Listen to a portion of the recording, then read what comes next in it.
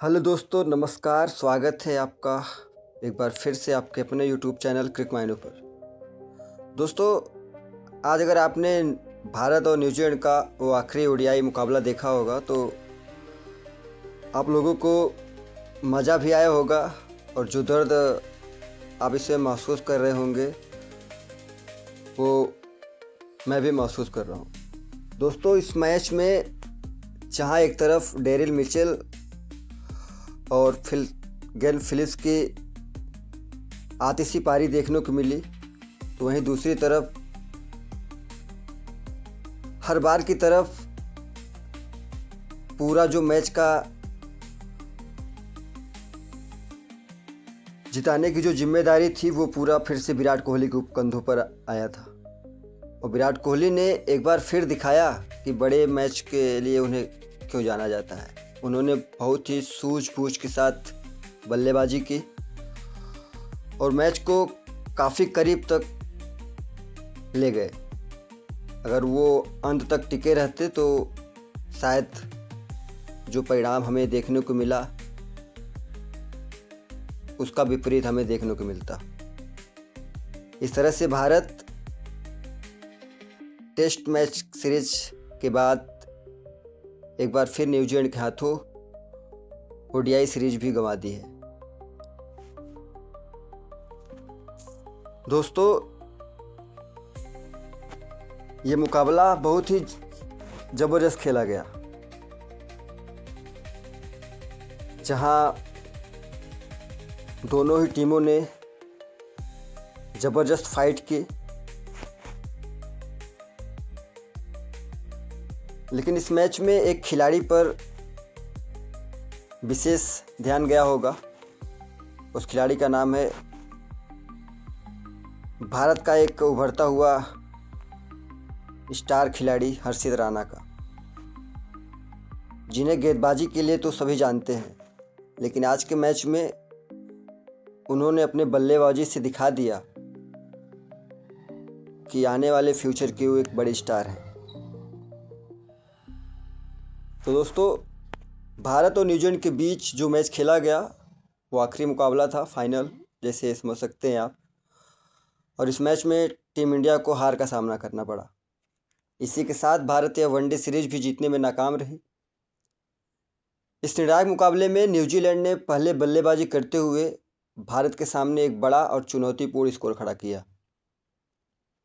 शुरुआत से ही कीवी बल्लेबाजों ने संभल कर खेला और भारतीय गेंदबाजों पर दबाव बनाए रखा। हालांकि बीच के ओवरों में भारत के गेंदबाजों ने वापसी की कोशिश जरूर की, लेकिन आखिरी ओवरों में डेरिल मिचेल और ग्लेन फिलिप्स की जो साझेदारी हुई, उस साझेदारी ने मैच को भारत की पकड़ से एकदम बाहर कर दिया।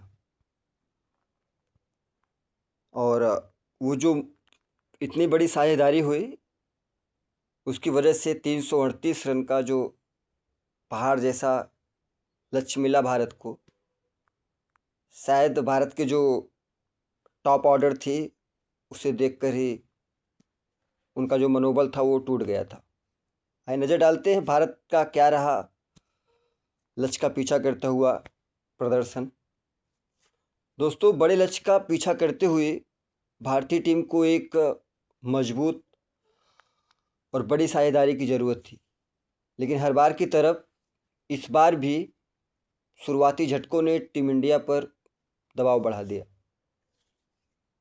इस मुश्किल समय में विराट कोहली ने एक शानदार पारी खेली और अंत तक संघर्ष करते दिखे।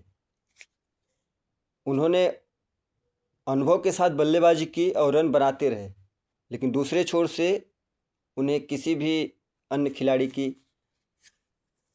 सहयोग नहीं मिल पाया।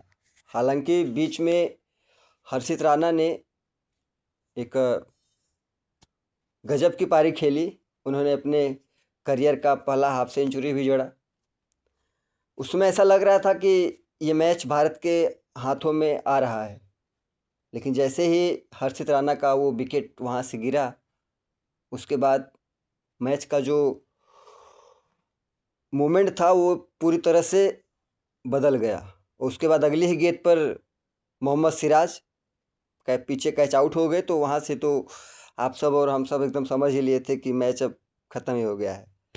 लेकिन एक जो उम्मीद की किरण उस समय भी लोगों को लग रहा था, वो थे विराट कोहली, जिन्होंने कई बार ऐसे मुकाबलों को अपनी बल्लेबाजी से जिताया है, इसलिए लोगों को उन पर पूरा भरोसा था। लेकिन वो आखिर में करते ही क्या, लगातार रन रेट बढ़ रहा था और दूसरी तरफ कोई ऐसा खिलाड़ी नहीं था जो कीवी के गेंदबाजों के सामने टिक पाते।